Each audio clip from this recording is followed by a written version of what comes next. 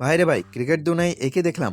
নিউজিল্যান্ডের বোলাররা কি আজ বল করছিল নাকি ফুল টাচ দিচ্ছিল? কিউ বোলারদের পিঠে ছাতু বানিয়ে ইতিহাসে নিজের নাম লিখিয়ে নিলেন কানাডার নতুন সেন্সেশন যুবরাজ সিং সামরা।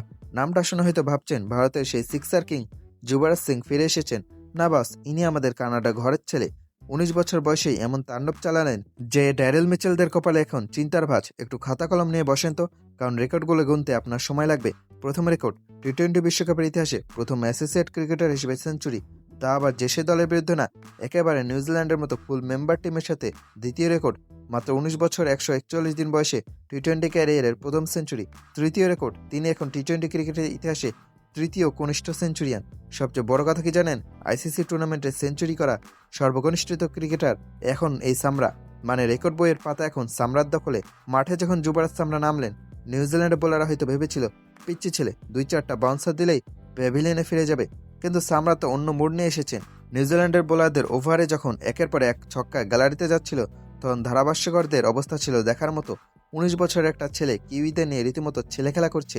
এটা কি টি-20 বিশ্বকাপ নাকি পাড়ার ক্রিকেট? এক একটা শট দেখে মনে হচ্ছিল যেন ব্যাটে কোনো জাদুমন্ত করা আছে। নিউজিল্যান্ডের ফিল্ডাররা বল ধরার চেয়ে বেশি সময় পার করেছে সীমানার ওপার থেকে বল কুড়িয়ে আনতে। আমরা সবসময় ভারত, অস্ট্রেলিয়া বা পাকিস্তান নিয়ে মাতামাতি করি, কিন্তু কানাডার মতো একটা দেশ থেকে এসে এত অল্প বয়সে নিউজিল্যান্ডের মতো টেস্ট প্লেইং নেশনের বিরুদ্ধে সেঞ্চুরি করা, এটা কিন্তু চারটিখানি কথা না। সামরা প্রমাণ করে দিলেন ক্রিকেট শুধু নাম বা ঐতিহ্য দিয়ে হয় না, গায়ে জোর আর মনে সাহস থাকলে কিউইদেরও নাকানি চুবানি খাওয়ানো যায়। তিনি এখন বিশ্বের একমাত্র কিশোর যার কিনা টেস্ট খেলোয়াড় দেশ এবং বিশ্বকাপের মঞ্চে সেঞ্চুরি আছে। মানে এক ঢিলে শুধু দুই পাখি না, পুরো কিউই বাগান সাবার। কানাডা ক্রিকেট ফ্যানদের জন্য আজকের দিনটা ঈদের চেয়ে কিছু কম না। যুবরাজ সিং সামরা আজ শুধু সেঞ্চুরি করেননি, কোটি ভক্তের মন জিতে নিয়েছেন। ভবিষ্যতে এই ছেলেটা কোথায় গিয়ে থামবে সেটা ভাবতে এখন ভয় লাগছে বিপক্ষ দলের বোলারদের।